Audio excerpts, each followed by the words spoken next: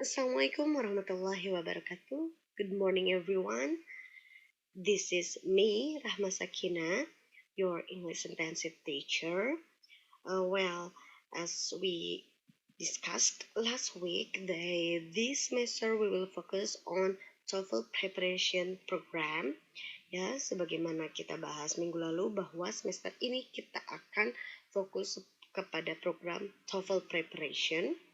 And for the second meeting, we will discuss structure, especially the topic is sentences with one clause. Ya, jadi mulai minggu ini kita akan belajar structure dengan topik sentences with one clause.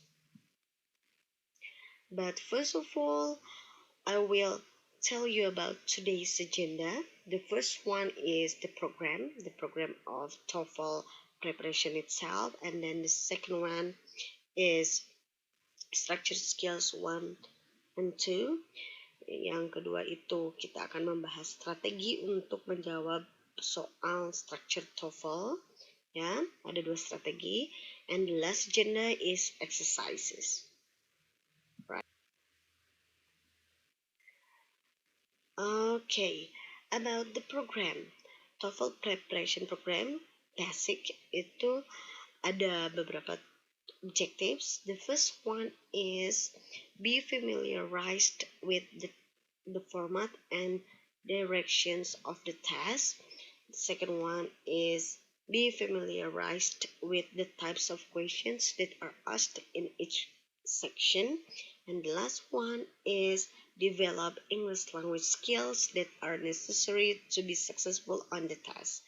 Ya, jadi tujuan yang pertama yaitu diharapkan teman-teman nanti akan lebih familiar dengan format dan perintah dalam tes ya. Jadi biasanya ada direction dulu gitu ya, petunjuk dalam tes TOEFL, dan itu selalu sama gitu ya. Jadi tidak perlu didengarkan secara sesama.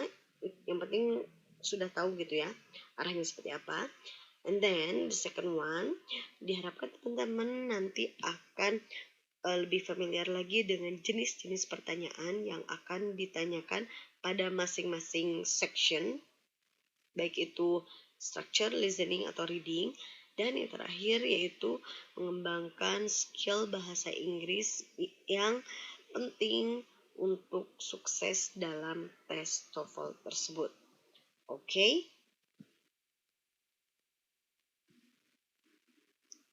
Now, the evaluation ya. Jadi minggu lalu kita bahas mengenai quiz. Betul bahwa setelah semua skill,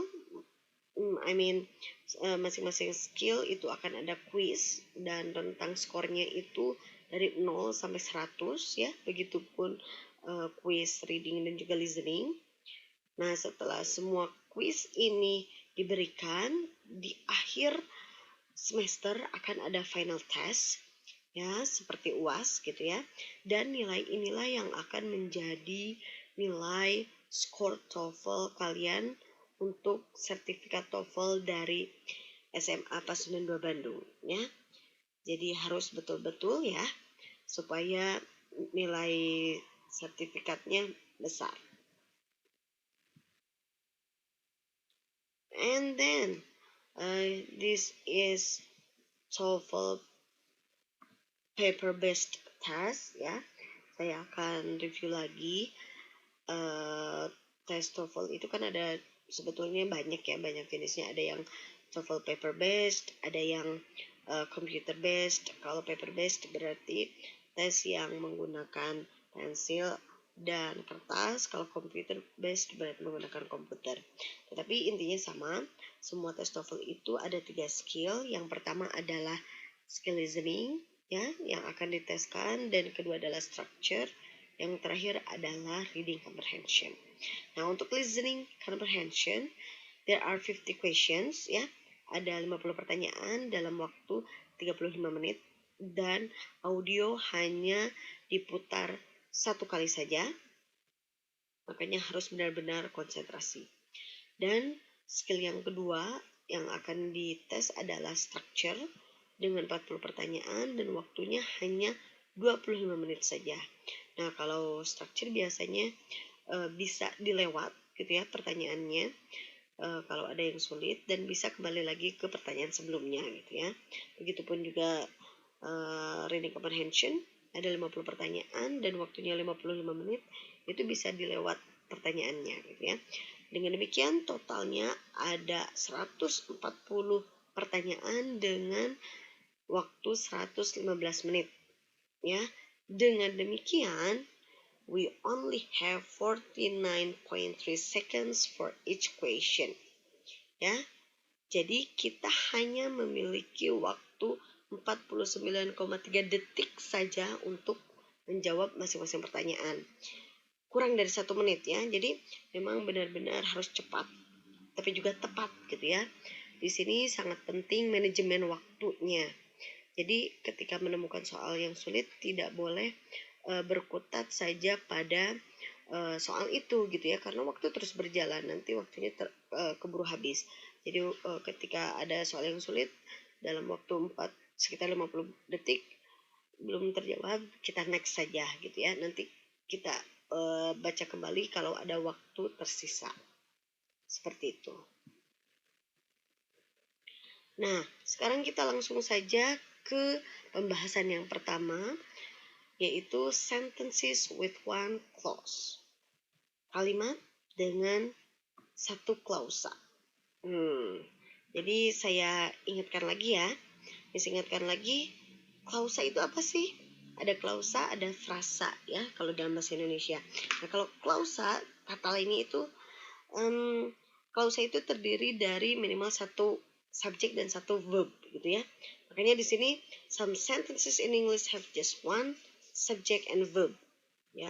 Jadi beberapa kalimat dalam bahasa Inggris hanya memiliki satu subjek dan satu verb, dan itu sangat penting untuk kita untuk mengetahui mana subjeknya dan mana verbnya gitu ya. Di dalam beberapa kasus atau di dalam beberapa kalimat kita akan mudah menemukan subjek dan mana verbnya.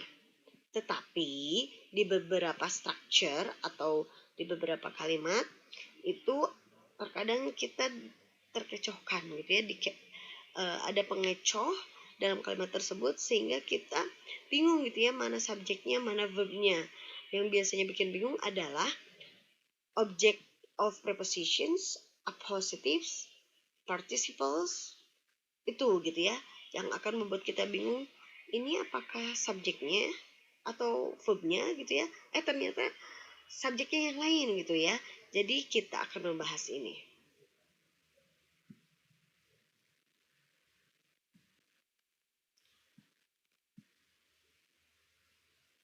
Alright, jadi untuk strategi yang pertama untuk menjawab soal structure TOEFL itu adalah be sure the sentence has a subject and a verb. Jadi kita harus paham betul bahwa dalam kalimat bahasa Inggris khususnya itu pasti ada minimal satu subjek dan satu verb. Berbeda dengan kalimat bahasa Indonesia gitu ya. Kalau bahasa Indonesia mungkin saja tidak ada subjeknya begitu ya, tapi kalau bahasa Inggris itu selalu ada subjeknya. Bahkan it, misalkan it is raining, itu kan ada subjeknya yaitu it ya. So a sentence in English should have a subject and a verb ya, jelas. Kalimat dalam bahasa Inggris harus ada satu subjek dan satu verb.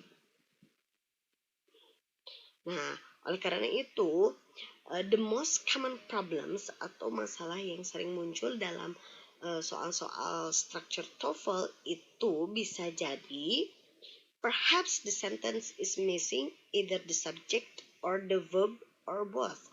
Jadi mungkin saja kalimat tersebut tidak ada subjeknya atau tidak ada verbnya, atau mungkin keduanya gitu ya.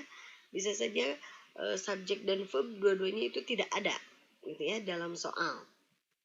Atau or perhaps the sentence has an extra subject or verb. Atau bisa saja dalam kalimat tersebut atau soal tersebut subjeknya itu double ada dua gitu ya, tapi tidak menggunakan conjunction atau kata penghubung. Itu kan salah ya. Misalkan Budi, he is riding a bicycle. Itu kan Budi, he itu tidak bisa gitu ya. Jadi harus dipilih salah satu. Tetapi beda cerita kalau menggunakan conjunction ya. Nah, ini kasus-kasus seperti itu yang bisa mengecoh.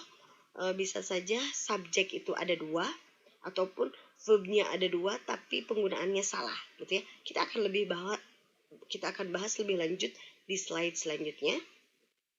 But please open your module ya, TOEFL preparation module on page 53 to see the examples ya. Untuk sekarang, untuk memudahkan, Miss sudah mengcopy example-nya di slide. So let's see. Alright. Nah, for example 1 ya, kita lihat baik-baik. Blah blah blah was backed up for miles on the freeway. Kita lihat di sini, apakah kalimat ini sudah ada subjeknya? Belum, ya. So, which one is the verb? Apakah sudah ada verbnya? Yang mana? Ya, ini adalah verbnya ya, was backed up. Dengan demikian, kita memerlukan satu subjek di kalimat ini. Yang mana? Jawaban yang paling tepat untuk melengkapi kalimat ini? Apakah A, yesterday? Apakah B, in the morning? Apakah C, traffic? Or D, cars? Yang mana? Ya, betul. Jawaban yang benar adalah C, traffic. Kenapa traffic itu tepat untuk melengkapi kalimat ini? Karena kalau yesterday and in the morning itu tidak mungkin dijadikan sebagai subjek ya, teman-teman. Jadi yesterday dan in the morning adalah keterangan waktu, tidak bisa dijadikan sebagai subjek di sini. Nah, bagaimana dengan cars? Cars ini kurang tepat karena secara grammar cars itu jamak, sedangkan verbnya itu kan was backed up untuk singular ya, atau tunggal, jadi tidak cocok. Jadi jawaban yang paling tepat adalah traffic. Kalimatnya lengkap. Okay, now look at the next example. Example yang kedua. Engineers blah blah blah for work on the new space program. Apakah kalimat ini sudah ada subjek? Yes. Engineers here is the subject ya. Engineers di sini adalah subjeknya. So, which one is the verb? Verbnya yang mana? Apakah sudah ada atau belum? Belum ada. Ya, betul. Jadi, di sini kita memerlukan verb ya untuk melengkapi kalimat ini. Jawaban yang betul yang mana? Apakah yang A, necessary, atau B, are needed, or C, hopefully, atau D, next month? Ini lebih mudah ya. Yang mana? Guys? Yes, yang betul adalah B, are needed. Kenapa? Karena engineers adalah subjeknya dan verb yang paling tepat adalah are needed ya, karena yang lainnya bukan verb. Necessary, hopefully, next month itu bukan verb.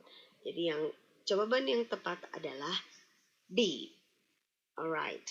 The next example ya, contoh yang ketiga, the boy blah blah blah going to the movies with a friend. Okay. Nah, untuk kalimat ini apakah sudah ada subjeknya? Yes, the boy adalah subjeknya. Kemudian apakah sudah ada verbnya? Kelihatannya ini verbnya ya, going. Tapi apakah ada yang kurang? Jawaban mana yang paling tepat? Apakah A, B, C, or D? Nah, untuk A dan B itu tidak mungkin karena ada he ya. Jadi double subjeknya. Kalau ini jawabannya the boy he is atau the boy he always was, itu jelas salah. Tidak mungkin subjeknya double. Misalkan the boy dan he gitu ya, itu jelas salah. Dan kemudian apakah yang C, is relaxing going ya, verbnya terlihat ya, ini memang verb, tapi apakah betul? Jelas bukan. Kenapa? Karena verb ini itu tidak bisa double kayak gini ya, is relaxing dan going, dan yang benar adalah D, will be.